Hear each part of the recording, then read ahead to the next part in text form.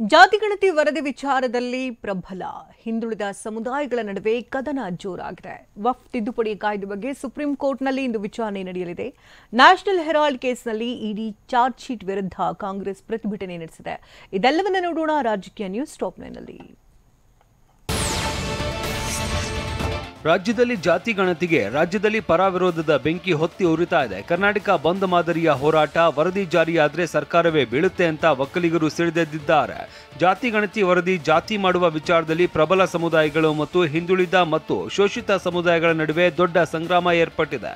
ಇವತ್ತು ನಡೆಯುವ ಸಂಪುಟ ಸಭೆಯಲ್ಲಿ ಯಾವ ನಿರ್ಧಾರ ಹೊರಬೀಳಲಿದೆ ಅನ್ನೋ ಕುತೂಹಲ ಹೆಚ್ಚಾಗಿದೆ. ಜಾತಿ ಗಣತಿ ವರದಿಯನ್ನು ವಿರೋಧಿಸಿ ಸುದ್ದಿಗೋಷ್ಠಿ ನಡೆಸಿದ್ದ ಒಕ್ಕಲಿಗ ಸಮುದಾಯದವರು ಕರ್ನಾಟಕ ಬಂದ್ ಮಾದರಿ ಹೋರಾಟ ಮಾಡ್ತೀವಿ ಅಂತ ಹೇಳಿದ್ರು. ಇದಕ್ಕೆ ತಿರುಗೇಟು ಕೊಟ್ಟಿರುವ ಶೋಷಿತ ಒಕ್ಕೂಟದ ಸಂಚಾಲಕ ರಾಮಚಂದ್ರಪ್ಪ ಜಾತಿ ಗಣತಿ ವರದಿ ಬಿಡುಗಡೆ ಆಗದೇ ಇದ್ರೆ ಬೀದಿಯಲ್ಲಿ ದಂಗೆ ಏಳ್ತೀವಿ ಅಂತ ಹೇಳಿದ್ದಾರೆ. ಇಡೀ ಕರ್ನಾಟಕನೇ ನಾವು ಒಂದು ಬಂದ್ ಮಾಡೋ ರೀತಿಯಲ್ಲಿ ಹೋರಾಟ ಮಾಡಿ ನಮ್ಮ ಏನು ಸ್ಟ್ರೆಂತ್ ಅಂತ ನಾವು ತೋರಿಸ್ಬೇಕು. ರಾಜ್ಯಾದ್ಯಂತ ಬೀದಿಯಲ್ಲಿ ದಂಗೆ ಹೇಳ್ತೀವಿ. ಒಕ್ಕಲಿಗರು ಲಿಂಗಾಯತರು ಒಟ್ಟಿಗೆ ಸೇರಿ ಹೋರಾಟ ಮಾಡುತ್ತೇವೆ ಅಂತ ಕೆಂಚಪ್ಪಗೌಡ ಹೇಳಿದ್ರು. ಇದಕ್ಕೆ ಅಖಿಲ ಭಾರತ ವೀರಶೈವ ಮಹಾಸಭಾದ ರಾಷ್ಟ್ರೀಯ ಅಧ್ಯಕ್ಷ ಶಾಮನೂರು ಶಿವಶಂಕರಪ್ಪ ಸಹಮತ ವ್ಯಕ್ತಪಡಿಸಿದ್ದಾರೆ. ಅಷ್ಟೇ ಅಲ್ಲ, ರಾಜ್ಯದಲ್ಲಿ ಲಿಂಗಾಯತರು ಒಕ್ಕಲಿಗರನ್ನ ಎದುರಾಕೊಂಡು ರಾಜ್ಯಭಾರ ಮಾಡ್ತಾರ ಅಂತ ಕಿಡಿಕಾರಿದ್ದಾರೆ. ಅತ್ತ ಕಾಂಗ್ರೆಸ್ ಶಾಸಕ ಬಸವರಾಜ ಶಿವಗಂಗಾ ಸಹ 7 ಲಿಂಗಾಯತ ಸಚಿವರು ರಾಜೀನಾಮೆ ಕೊಡ್ಲಿ ಅಂತ ಹೇಳಿದ್ದಾರೆ. ಲಿಂಗಾಯತರು ಲೀಡರ್ ಯಾರು ಕರೆದ್ರು, ಇವ್ರು ಯಾವ ನೈತಿಕತೆ ಇದೆ? ಮುಖ್ಯಮಂತ್ರಿ ಏನು 7 ಜನ ಮಂತ್ರಿಗಳು ಏನಿದ್ದಾರೆ ಇವತ್ತು ಲಿಂಗಾಯತ ಮಂತ್ರಿಗಳು ರಾಜೀನಾಮೆ ಕೊಡಬೇಕು.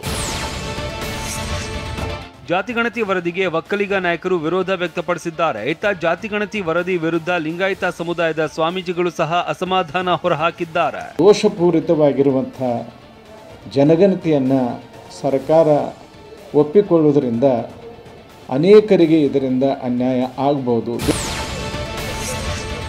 ನಮ್ಮ ಜಾತಿ ಮೀಸಲಾತಿ ಕಸಿದುಕೊಂಡ್ರೆ ರಕ್ತ ಕ್ರಾಂತಿ ಮಾಡಬೇಕಾಗುತ್ತೆ, ಮೀಸಲಾತಿ ಬಿಟ್ಟು ಕೊಡೋದಿಲ್ಲ ಅಂತ ಬೆಳಗಾವಿಯಲ್ಲಿ ಸರ್ಕಾರಕ್ಕೆ ಶ್ರೀರಾಮುಲು ಎಚ್ಚರಿಕೆ ನೀಡಿದ್ದಾರೆ. ಇತ್ತ ಸಿಎಂ ಸಿದ್ದರಾಮಯ್ಯ ಅವರೇ ಜಾತಿ ಗಣತಿ ವರದಿಯನ್ನ ತಿರಸ್ಕಾರ ಮಾಡಿ ಮತ್ತೊಮ್ಮೆ ಪ್ರತಿಯೊಂದನ್ನು ಪಾರದರ್ಶಕವಾಗಿ ಸಮೀಕ್ಷೆ ಮಾಡಿಸಿ ಅಂತ ಕೇಂದ್ರ ಸಚಿವ ಸೋಮಣ್ಣ ಆಗ್ರಹಿಸಿದ್ದಾರೆ. ಅದನ್ನು ತಿರಸ್ಕಾರ ಮಾಡಿ ಮತ್ತೆ ರೀಸರ್ವೆ ಮಾಡಿ ಪ್ರತಿಯೊಂದನ್ನು ಕೂಡ ಪಾರದರ್ಶಕವಾಗಿ ಮಾಡಿ. ವಕ್ಫ್ ತಿದ್ದುಪಡಿ ಕಾಯ್ದೆ ವಿರುದ್ಧ ಮುಸ್ಲಿಂ ಸಮುದಾಯ ದೇಶದಾದ್ಯಂತ ತಿರುಗಿ ಬಿದ್ದಿದೆ.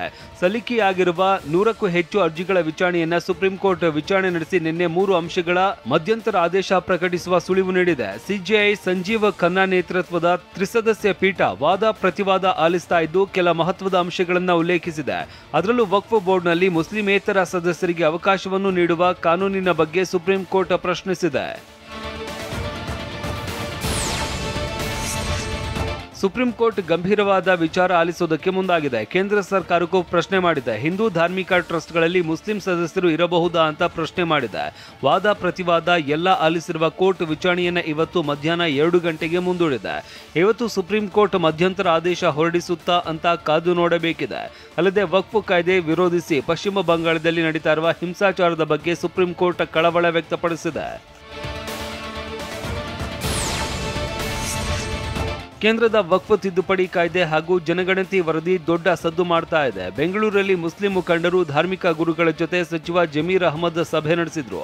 ಟ್ಯಾನರಿ ರಸ್ತೆಯ ಅರೇಬಿಕ್ ಕಾಲೇಜು ಸಭಾಂಗಣದಲ್ಲಿ ಮುಸ್ಲಿಂ ಧಾರ್ಮಿಕ ಗುರು ಮೌಲಾನಾ ಅಮೀರ್ ಎ ಶರಿಯತ್, ಮೌಲಾನಾ ಮಕ್ಸೂದ್ ಇಮ್ರಾನ್, ಸಚಿವ ಜಮೀರ್ ಅಹಮದ್ ಸೇರಿದಂತೆ ಹಲವರು ಭಾಗಿಯಾಗಿದ್ರು. ನ್ಯಾಷನಲ್ ಹೆರಾಲ್ಡ್ ಕೇಸ್ನಲ್ಲಿ ಸೋನಿಯಾ ಗಾಂಧಿ, ರಾಹುಲ್ ವಿರುದ್ಧ ಇಡಿ ಚಾರ್ಜ್ ಶೀಟ್ ಸಲ್ಲಿಸಿದೆ. ಕೇಂದ್ರ ಸರ್ಕಾರದ ವಿರುದ್ಧ ಕಾಂಗ್ರೆಸ್ ಕಾರ್ಯಕರ್ತರು ಪ್ರತಿಭಟಿಸಿದ್ರು. ಬೆಂಗಳೂರಿನ ಶಾಂತಿನಗರದ ಇಡಿ ಕಚೇರಿ ಎದುರು ಕಾಂಗ್ರೆಸ್ ಧರಣಿ ನಡೆಸಿತ್ತು. ಮುಂಜಾಗ್ರತಾ ಕ್ರಮವಾಗಿ ಹೆಚ್ಚುವರಿ ಪೊಲೀಸ್ ಸಿಬ್ಬಂದಿ ನಿಯೋಜಿಸಿದ್ರು. ಧರಣಿ ನಿರತ ಕಾರ್ಯಕರ್ತರನ್ನ ಬಿಎಂಟಿಸಿ ಬಸ್ಗಳಲ್ಲಿ ತುಂಬಿಕೊಂಡು ಪೊಲೀಸರು ಕರೆದೊಯ್ದರು.